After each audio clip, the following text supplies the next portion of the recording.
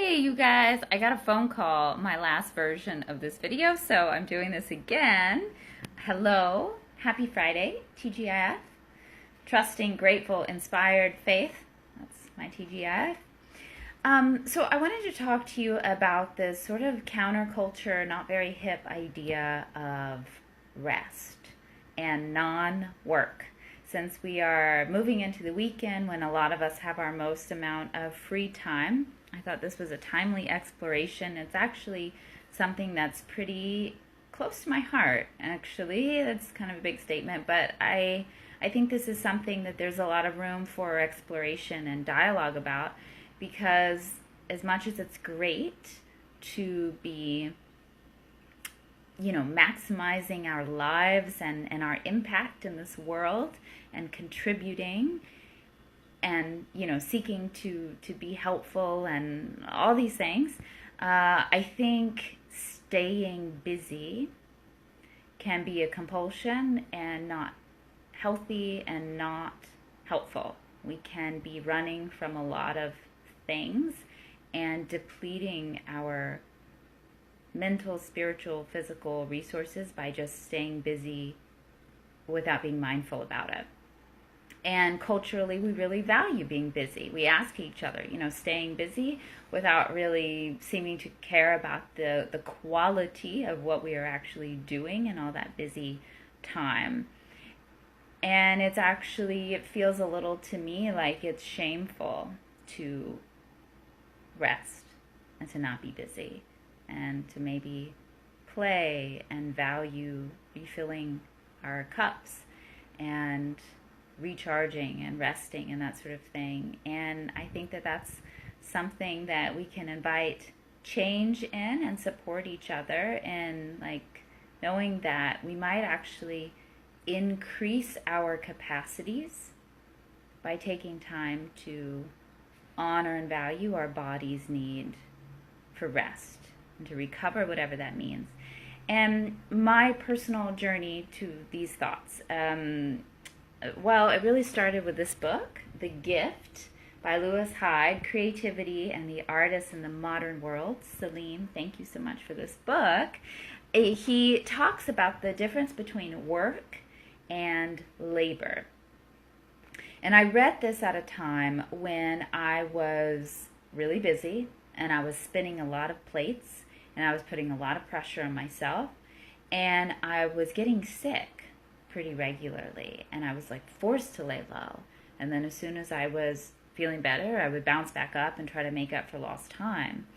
And in this idea of work versus labor, Lewis Hyde suggests that work is what we do by the hour. It's what we clock in and do and finish at a certain time. It's almost always accompanied by a paycheck. Labor can be accompanied by a paycheck, but not always, not necessarily. It's harder to quantify. And labor represents most of the things that really matter to us in this life. Our relationships that we nurture and nourish, raising a child, mourning the loss of a loved one. He gives the example, getting the program in AA, or psychological analysis, or writing a poem, or painting a painting, or developing a new form of calculus. Invention and discovery and creation in all forms are labors. And he says there's this sense that things get done, but we aren't really the ones doing them. We're more of a channel. And that labor sets its own pace. And as such, it is often accompanied by rest, leisure, idle time, and even sleep. And for me, I think of it as breathing. There's this inhalation and exhalation process with labor and creation.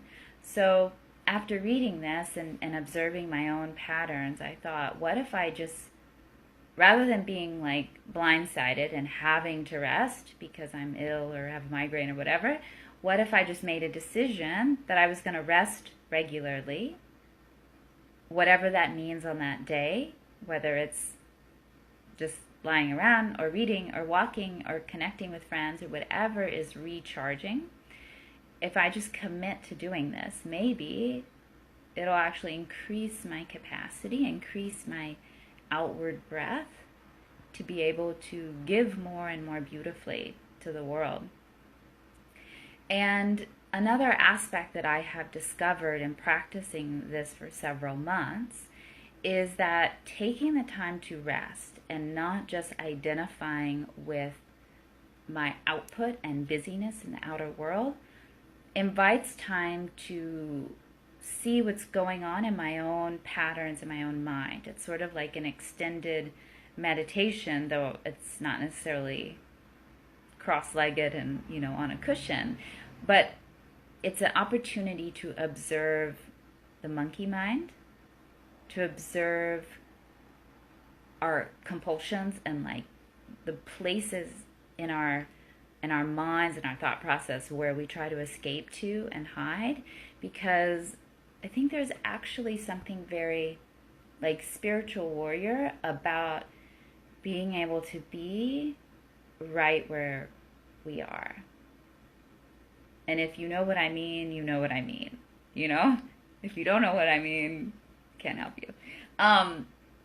For me, I find it takes a courage and practice to just be and not be escaping into, I need to compulsively plan this thing, or I need to be thinking about this, or even escaping into like memory or nostalgia or depression or all these like weird places where we have carved out a home in our minds, but they don't serve us, like our patterns essentially. And so resting can not always be pleasant, but it's very healthy because you start to see these thought balloons, be able to like, okay, I recognize that, and now I can have the opportunity to let it go. So there's a lot of layers to this idea of being, because of course we are human beings, right? Not human doings. So I hope you enjoy that idea and it adds some richness to your weekend or whenever it is you have the time to rest a little bit. Lewis Hyde makes the point that we used to have Sabbaths and sabbaticals that were really honored, and now they are much less common. And many of us on our days off or sabbatical, whatever it is, we try to like make up for all the errands we haven't done. And yes, we need to do our laundry, but doing errands is not resting, So just see where you can carve out some time to not be busy and just nourish yourself and take care of yourself for the purpose of being a clearer, healthier channel with more energy and vitality to give to your loved ones and the world around you. It's worth a thought. Bye-bye. Have a good weekend, you guys.